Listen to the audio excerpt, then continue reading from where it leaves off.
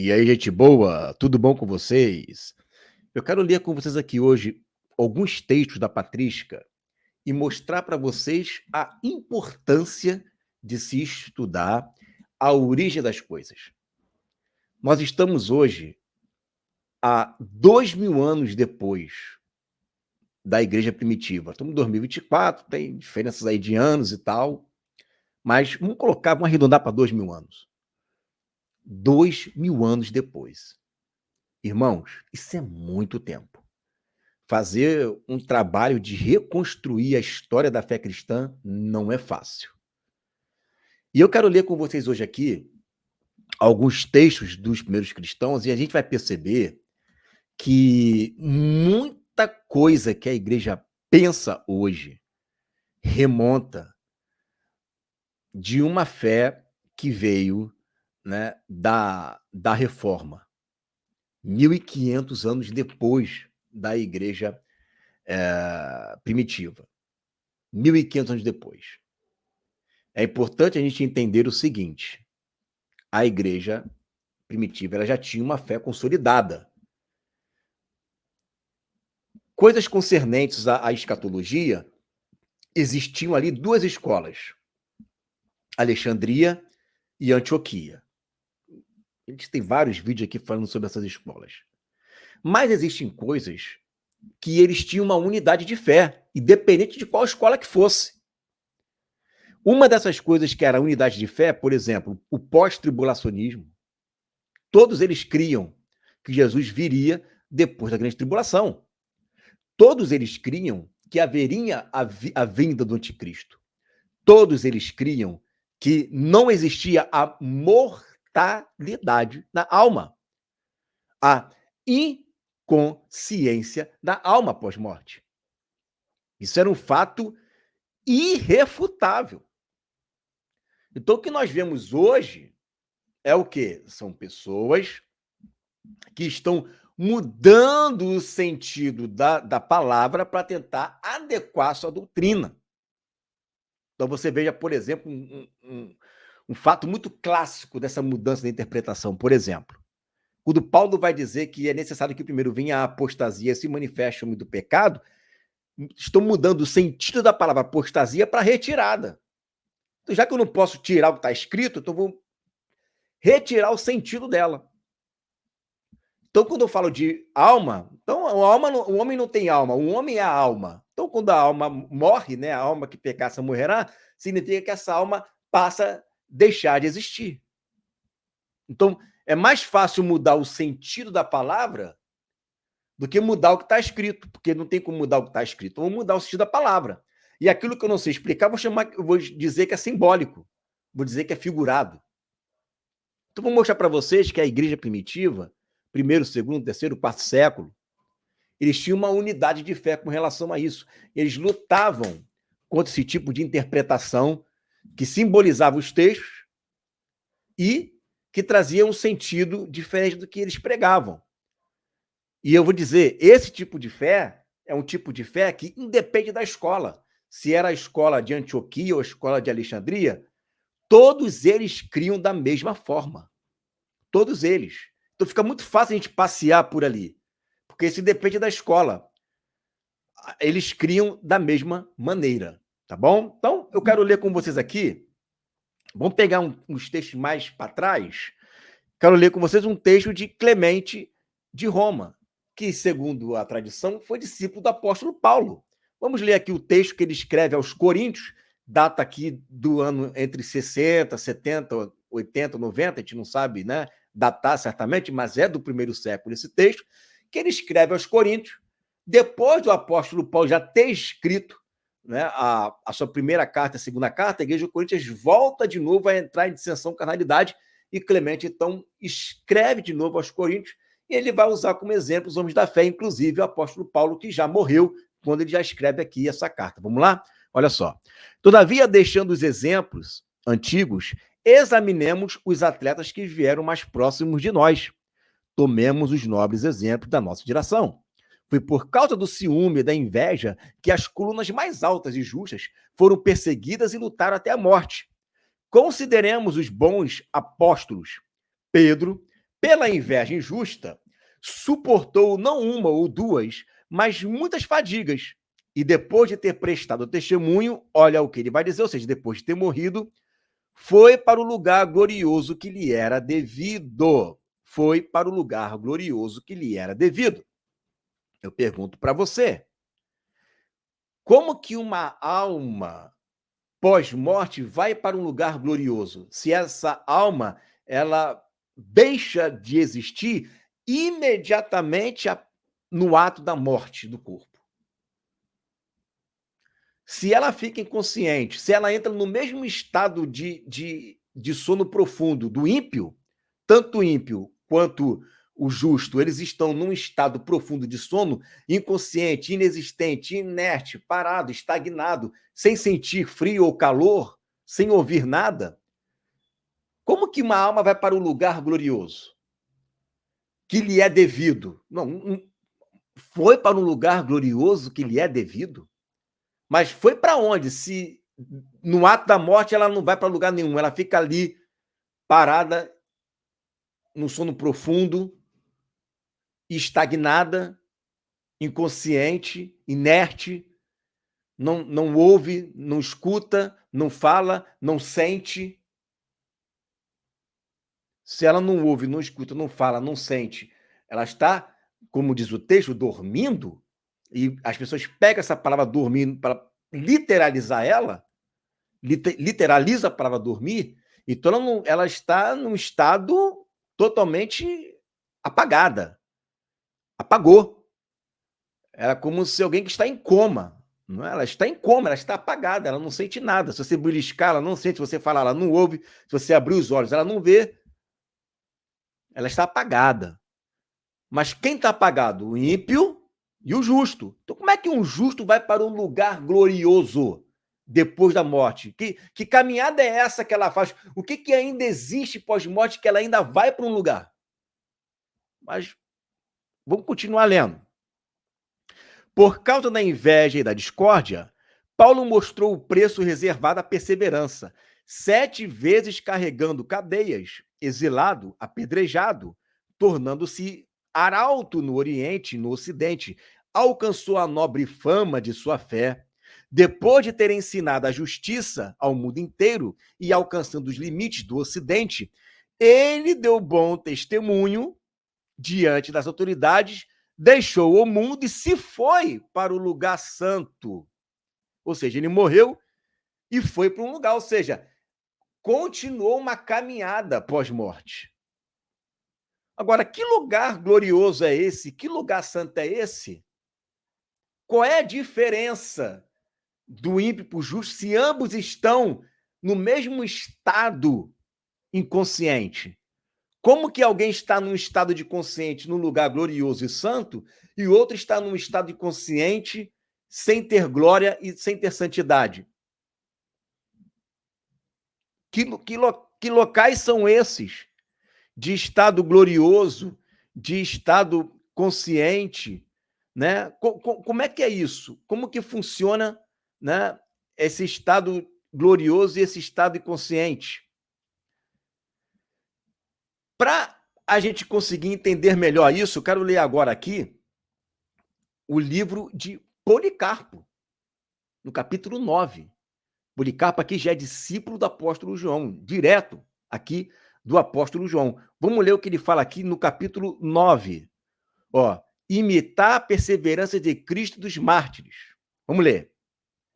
Portanto, eu vos exorto a todos que obedeçais a palavra da justiça e sejais constante em toda a perseverança que vistes com os próprios olhos, não só nos bem-aventurados Inácio, Zósimo, Inácio de Antioquia, né? Zósimo e Rufo. Rufo está lá, né? Paulo escreve sobre Rufo, né? Policarpo andou com os apóstolos, ele foi testemunho ocular com os apóstolos e nomeado bispo de Esmina pela própria mão do apóstolo João. Mas ainda em outros que são do vosso meio, no próprio Paulo e nos demais apóstolos. Estejam persuadidos de que nenhum desses correu em vão, mas na fé e na justiça, e que esses estão no lugar que lhe é devido, junto ao Senhor, com o qual sofreram. Tem versões aqui do livro de Policarpo que diz que estão na presença, dá na mesma. Eu pergunto, como eles estão agora, depois da sua morte, na presença do Senhor, junto com o Senhor? Vai ter gente dizendo aqui que é junto no sentido de status. Agora eles estão no mesmo status que o Senhor. Não é status, a gente vai ver, vou ler mais texto aqui. Como que alguém, ao morrer, veja que depois da morte deles, eles estão no lugar que lhe é devido, junto ao Senhor com o qual sofreram, na presença do Senhor. Claro que é na presença do Senhor. Paulo diz, para mim morrer é lucro. Viver é Cristo, morrer é lucro. E se eu morrer, eu estarei na presença, junto ao Senhor. Bom, se eu morro e estou na presença do Senhor, significa que eu estou sentindo algo ali. Eu não estou inerte. Eu estou na presença. Como que alguém que não existe está na presença? Lembra do Salmo 139? Se eu subir ao céu, tu ali estará. Mas se eu fizer minha cama também no mais profundo Sheol, tu também está lá. Como que Deus está lá no Sheol se ninguém está? Se não existe isso? Não existe Sheol, não existe mundo dos mortos, não existe uma vida ali. Se não existe vida, se não existe Sheol, se não existe mundo dos mortos, se não tem ninguém, para que existe um lugar que não tem ninguém lá? Aí vão dizer que é sepultura. Show é sepultura. Se eu subir ao céu do Senhor, lá está. Se eu ir no mais profundo Sheol, né? Está lá em Mateus 12:40, que assim como Jonas ficou 3 dias e 3 noites no ventre do peixe, é necessário que o Filho do Homem também esteja 3 dias e 3 noites no interior da terra, no seio da terra. E Paulo vai dizer lá em Efésios, aquele que subiu também é aquele que desceu às partes mais profundas da terra. Como que ele desceu às partes mais profundas da terra? Se a alma dele ficou lá desfeita, né, no túmulo. Como que a Bíblia diz que o Hades não pôde suportá-lo? Suportar o quê? A alma perfeita de Jesus. Por isso que teve que cuspir ele. Para onde foi a alma de Judas? Lá em Atos 1:25 vai dizer que a alma dele, que ele foi para o seu próprio lugar. Como assim ele foi para o seu próprio lugar? Não acabou tudo ali? Qual foi o lugar para onde Judas foi pós-morte? Se na morte já acaba tudo. Se na morte já tudo finaliza.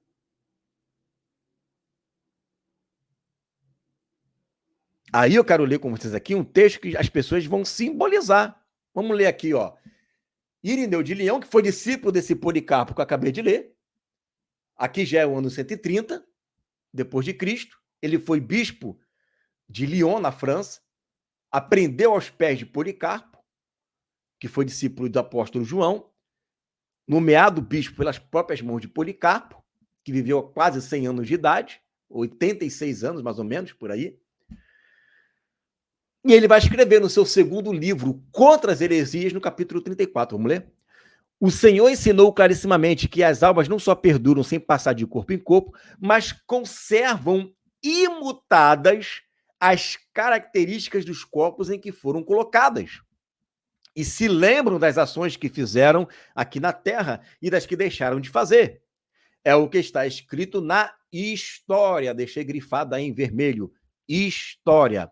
É o que está escrito na história. Aquilo não é parábola, aquilo não é figura, aquilo não é ilustração, aquilo não é uma simbologia, aquilo não está em sentido figurado, aquilo não está de forma alegórica. É história.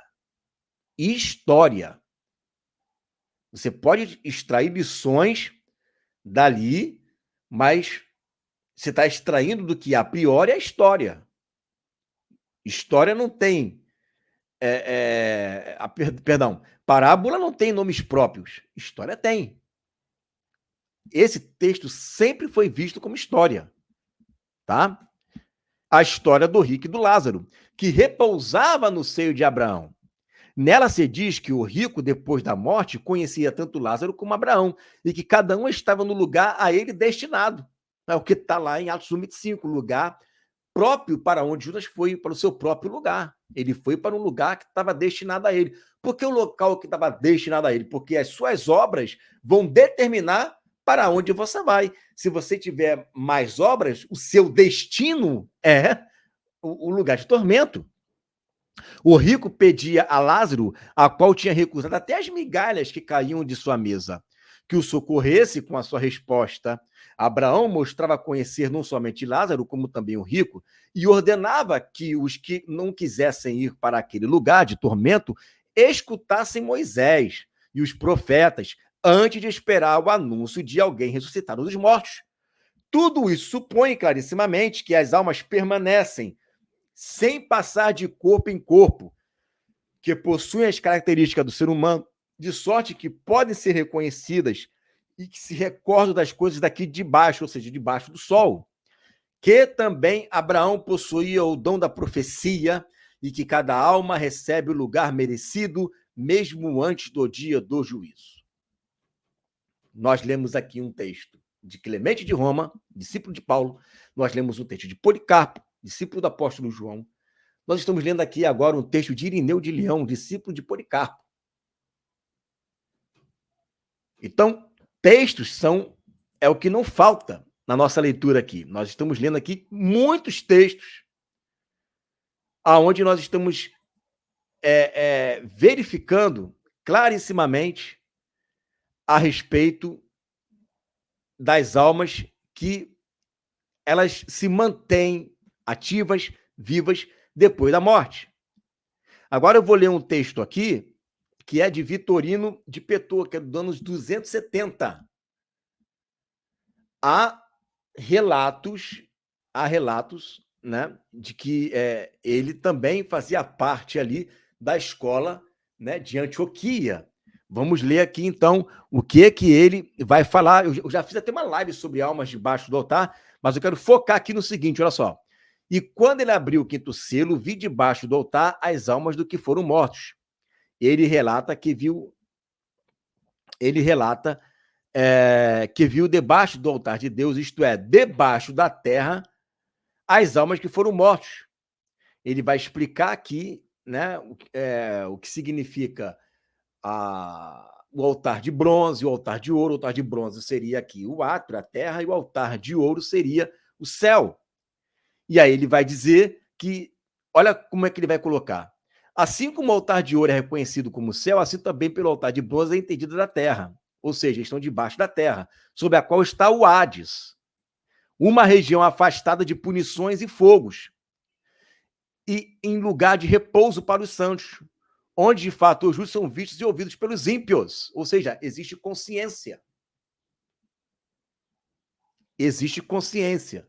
Mas eles não podem ser levados até eles. Aqueles que vê todas as coisas, quer que saibamos que esses santos, portanto, as almas dos mortos, estão pedindo vingança por seu sangue. Não existe aqui nenhum tipo de simbologia. Não há aqui simbologia. A única simbologia que está sendo tratado aqui, é no sentido da linguagem de figura, que é debaixo do altar. É só isso que está simbolizando, debaixo do altar. O resto não está simbolizando. O resto ele está tratando de uma maneira literal. A simbologia das almas debaixo do altar, o altar está simbólico ali. Ele tem que explicar o que é o altar. Agora, as almas, ele não está simbolizando, muito pelo contrário, ele ainda está dizendo que essas almas que estão debaixo do altar, elas estão no lugar onde estão os santos, e os ímpios estão do outro lado, observando esses santos. Eles estão conscientes. Vitorino de Petô, 270. Agora eu vou ler aqui um texto, que esse texto aqui eu não encontrei ele em português, tá? Eu só encontrei ele nos escritos em inglês. E ele é colocado como se fosse dado a Flávio Joséfo, erroneamente. não é de Flávio Joséfo, tá? O título é assim, ó, Flávio Joséfo, o discurso aos gregos concernente ao Hades, mas não é de Flávio Joséfo. Foi dado esse título a ele. Eu até uma vez pensei que fosse dele também, porque eu só li uma parte do texto, mas conforme você vai lendo o texto completo, eu tive acesso ao texto completo, você vai vendo que não pode ser ele. Porque Flávio Joséfo não foi um cristão, ele foi um judeu de religião, judaísmo mesmo, sacerdote. Então, o filho de sacerdote, né? Então, ali, no caso, historicamente, é dado a Hipólito de Roma. Há indícios que Hipólito de Roma também aprendeu com Irineu de Leão. Foi discípulo de Irineu de Leão até um certo momento. E Hipólito de Roma data do ano 170. Eu quero ler com vocês aqui, então, o texto de Hipólito de Roma, que é atribuído aqui a Flávio Joséfo, tá? Eu traduzi para português, já está aqui traduzido para português, tá? Mas é um texto que é em inglês, tá bom? É a quinta dissertação, certo? Discurso de Joséfo aos gregos, mas, na verdade, segundo a minha pesquisa, não é de Joséfo, tá? É de Hipólito de Roma. Vamos ver o que ele diz aqui o texto, olha só. E este é o discurso sobre os demônios. Acabou de fazer um discurso sobre os demônios. Agora é fazer um discurso quanto ao Hades. Onde as almas dos justos e injustos são detidas. É necessário falar sobre ele. Hades é um lugar no mundo não regularmente terminado, uma região subterrânea onde a luz desse mundo não brilha, da qual circunstância que nesta região a luz não brilha. Não pode ser, mas deve haver nela escuridão perpétua. Esta região é designada como um lugar de custódia para as almas, na qual os anjos são nomeados como guardiões para elas, que distribuem elas punições temporárias de acordo com o comportamento e as maneiras de cada um. Estou lendo um texto aqui que é do 2º século, tá? Nesta região há um certo lugar separado como, né, um lago de fogo inextinguível, onde supomos que ninguém foi lançado até agora, mas está preparado para um dia determinado por Deus. Olha que interessante, dá a entender que existe dentro ali do Hades também um lago de fogo ali, é o que ele está dizendo. Não sei, tá? Porque até o próprio Hades será lançar lago de fogo e enxofre. Então, eu não sei se é só um lago que tem ali, né? Eu não sei o que ele quis dizer com isso, tá bom? Será que na eternidade, lá no centro da Terra, lá no fundo, vai existir um lago de fogo e enxofre? Até o Hades será lançado lá? Não sei, a Bíblia não fala nada sobre isso, mas ele também não dá detalhes, né? Então, vai ficar no mundo da especulação. Mas ele aponta clarissimamente que existe almas ali em custódia, sofrendo punições temporárias, num local chamado Hades, que é subterrâneo. Isso tem a ver com tudo que todos os outros bispos ensinavam no 1º, 2º, 3º e 4º século, tá? Onde supomos que ninguém foi lançado até agora, mas está preparado para um dia determinado por Deus, no qual uma sentença justa será merecidamente passada sobre todos os homens. Quando os injustos e aqueles que foram desobedientes a Deus e deram honra a tais ídolos, que foram as operações vãs das mãos dos homens, como ao próprio Deus, serão julgados a essa punição eterna. Então, não existe mortalidade da alma. Não existe mortalidade da alma. Tá bom? Como tendo sido as causas da contaminação, enquanto os justos obterão um reino incorruptível e nunca desvanecido, estes serão agora, de fato, confinados no Hades, mas não no mesmo lugar onde os injustos estão confinados, ou seja, todos estão indo para o Hades, mas em locais separados. Pois há uma descida nesta região, em cujo portão acreditamos, que está um arcanjo. Aí já é uma questão de tradição, não tem ali base bíblica para isso. Como uma hoste. Qual portão, quando aqueles que estão conduzidos pelos anjos designados sobre as almas passam? Aí tem o texto de Lucas 16, beleza. Tem Mateus capítulo 16, que fala sobre as portas do Hades, beleza. Tem base bíblica para isso daí. Eles não seguem o mesmo caminho, mas os justos são guiados para a mão direita. Nós temos o texto bíblico para isso, que fala sobre os anjos conduzem, né, o mendigo, tá certo? E são conduzidos com hinos cantados pelos anjos. Não tem base bíblica para isso. Aí já é tradição, alguém falou isso daí, né? Designados como aquele lugar, para uma região de luz na qual os justos habitam desde o início do mundo. Perfeito, né? Desde Adão, né? Todos estão indo para lá. Nós temos básica bíblica para isso. Está lá em 1 Coríntios capítulo 15.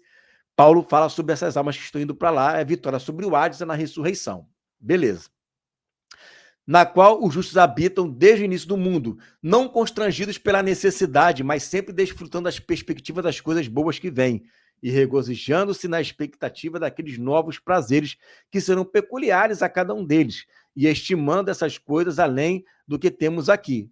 Perfeito, a gente crê nisso, né, que eles estão no local de descanso, como diz, né, os profetas, congregando, como fala lá em Gênesis, né, congregando com seus pais, descansando com seus pais, encontrando com seus pais, lugar glorioso, lugar dos piedosos, como diz Policarpo, lugar dos santos, como diz ali também Clemente. Beleza, aguardando a ressurreição, a melhor ressurreição, está lá em Hebreus capítulo 11, tranquilo, né? Com que não há lugar de labuta, nem calor ardente, nem frio penetrante, nem há espinhos lá, mas o semblante dos pais e dos justos que eles veem, sempre sorri para eles enquanto esperam por aquele descanso e vida nova eterna no céu. Essa vida nova eterna no céu aqui, irmão, eu entendo que é aquele texto de 2 Coríntios que fala que existe, né, um edifício aguardado por nós no céu.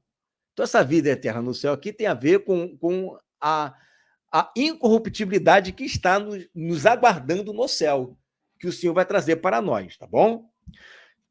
Que deve suceder esta região. Este lugar chamamos de seio de Abraão. Então, estão ali aguardando, né, nesta região, a incorruptibilidade que nos aguarda no céu, tá?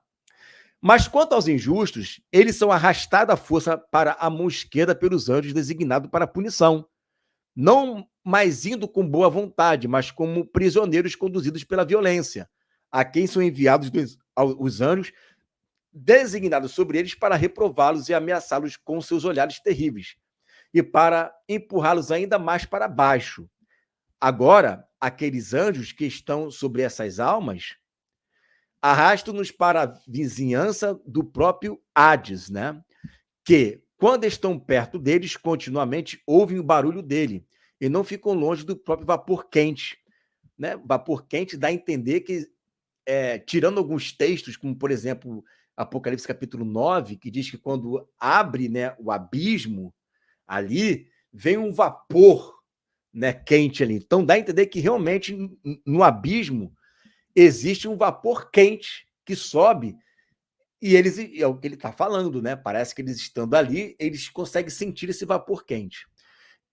Mas quando eles têm uma visão próxima desse espetáculo, como de uma terrível e excessivamente grande perspectiva de fogo, eles são atingidos com uma expectativa terrível de um julgamento futuro e, com efeito, punidos por isso. Ou seja, eles estão sendo punidos só em saber que virá algo pior, que é o Geena. Tá? Bom, se fosse uma questão de serem exterminados, deixando de existir, então não haveria a necessidade de uma expectativa pior do que isso. Eles iriam dizer, graças a Deus que eu vou entrar num estado de inexistência, né? Eu vou deixar de existir, que eu vou parar de sofrer. Aí eles iriam até... Quem nascesse, né, no finalzinho do reino milenar e fosse fazer parte daquele exército da rebelião de Gog e Magog, para poder tentar invadir Jerusalém e morresse ali, estava de boa. Ou não morresse, né? Estava de boa. Rapidamente ele iria ser condenado e iria ser extinto, não ia sofrer nada. Ao passo que tem gente que está sofrendo desde Caim, por exemplo, né? Ou nunca sofreu nada. E é isso que ele está dizendo, que é contra isso, né? Essas pessoas estão sofrendo. Vão sofrer hoje e vão sofrer pior ainda quando eles saírem de lá e ir para o Geena. De modo que um homem justo que tenha compaixão deles não pode ser admitido, nem pode alguém que é injusto se ele fosse usado o suficiente para tentar passar por cima dele. Este é o discurso sobre o Hades, onde as almas de todos os homens são confinadas até a estação apropriada que Deus determinou, quando ele fará uma ressurreição de todos os homens dentre os mortos, não obtendo uma transmigração de alma de um corpo para o outro, reencarnação, mas ressuscitando aqueles mesmos corpos. Tá? Muito bem. Então, a gente está vendo aqui que existe uma fé única em que todos os primeiros cristãos não acreditavam na reencarnação e não acreditavam que uma alma ficava inexistente, mas que essa alma iria para um lugar de custódia, para uma punição temporária, e os justos iriam para junto ao seio de Abraão, onde tem a presença do Senhor, tem base bíblica para isso, e na ressurreição, né, dos injustos e também daqueles que iriam ser julgados no grande trono branco, eles iriam para o Geena, que é uma punição última e perene. Tá certo, gente? Então, nós estamos lendo aqui inúmeros textos, e tem mais textos, tá? Onde eles mostram essa fé clara. Ainda tem outros textos ainda que eu não li aqui. Eu li apenas de Clemente de Roma, Irineu de Leão, Hipólito de Roma, Policarpo e Victorino de Petot. Primeiro, segundo e terceiro século. Tá bom? Mas tem outros que também vão falar sobre isso, que eu não li aqui. Não li, mas eu poderia ler. Mas aí o vídeo ia ficar enorme, tá bom? Mas nós temos aqui Cirilo de Jerusalém, nós temos aqui Orígenes também, nós temos aqui João Crisóstomo, nós temos aqui Justino de Roma, tem vários outros, tá bom?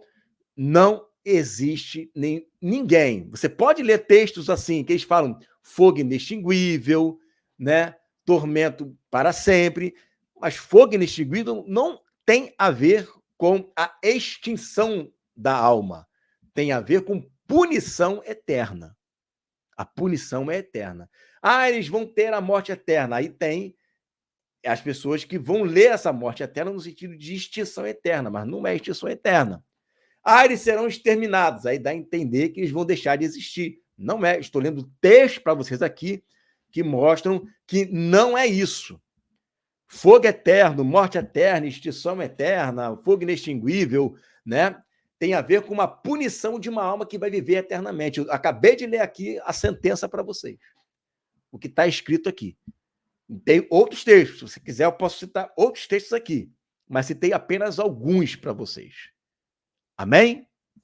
Deixa aqui seu comentário sobre tudo que eu falei aqui, até para ajudar a impulsionar esse vídeo. Fico com essa palavra em nome de Jesus.